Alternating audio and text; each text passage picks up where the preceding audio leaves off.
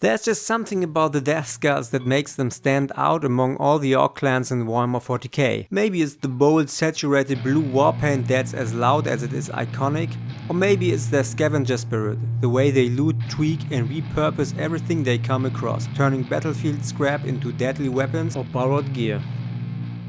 I like to think that's partly why I relate to them so much. I've always had a soft spot for collecting. Some might say hoarding things. That's what drew me to them, and today I'll show you how to paint your Breaka Boy Krusha in the classic Deathskull style, with all the grit, grime and glorious blue they deserve. And to really bring this color scheme to life, I'll be pulling out one of my favorite little tricks, a special weapon, let's say. Definitely a special kind of brush that helps achieve that rough, bold look that's so fitting for the Deathskulls.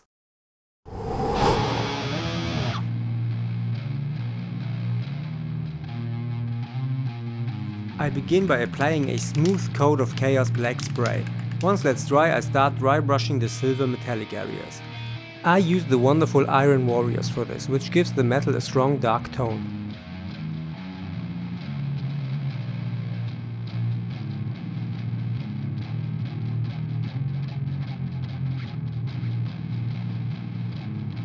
Next comes a copper tone.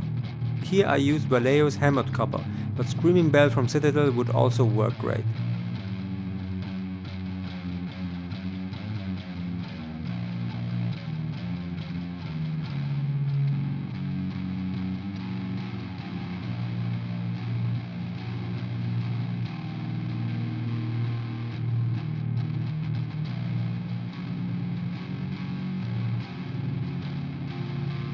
For the darker tin bronze parts, I go with Tinny Tin or Warblock Browns if you're using Citadel paints.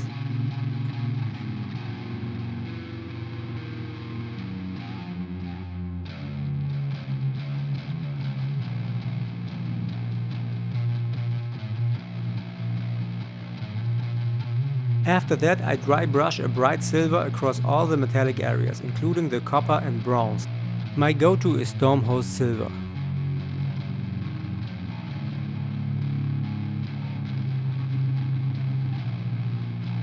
Normally orcs, at least since the departure from the old hammer style, are painted with dark brown-black tones, but for my Deathskulls I wanted a more old-school base color scheme, so I took inspiration from classic artwork and chose a mid-tone grey and red for the cloth parts of the miniatures. That means Mechanicus Standard Grey and Mephiston Red. Back in the day, Deathskulls looked much more like pirates, which totally fits their looter vibe. I wanted to bring that look back with my paint scheme. Only now do I turn to the few exposed skin areas on the Mini. To match the overall concept, I went for a darker green than usual, so Caliban green was the perfect fit.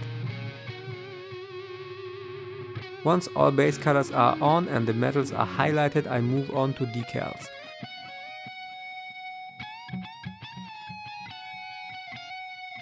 First I prep the surface with a layer of art coat. I soak the decals so I can slide them off the backing paper. Then, using a brush, I carefully apply them to the prepped surfaces.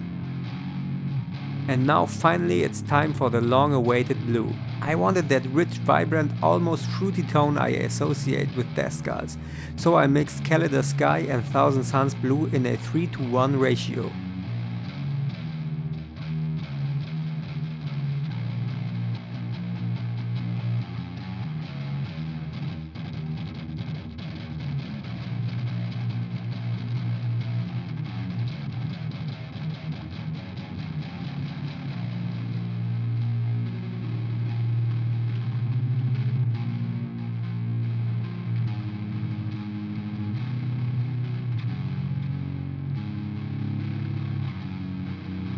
Now it's hard for me to imagine that orcs, no matter the clan, would neatly apply such a sacred color as blue only to specific armor parts.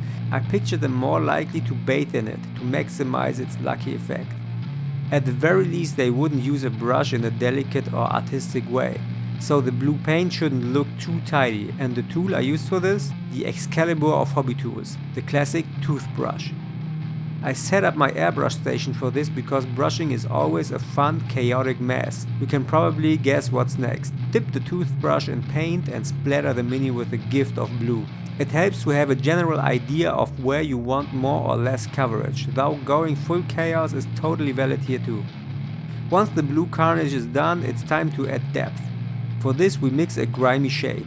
50-50 Agrax Earthshade and Nuln Oil, a tried and true combo for anything orky. This wash goes all over the miniature. And yes, you guessed it, let it dry. Next I bring some life back to the areas dulled down by the wash, highlighting the cloth, armor and green skin to make everything pop again. If you'd like to see the full-length tutorial with all the exact colors I used, get early access to future projects or simply support what I do, I highly recommend checking out my Patreon page. Your support helps Knightshade Studios keep going. Thank you so much for being part of this journey.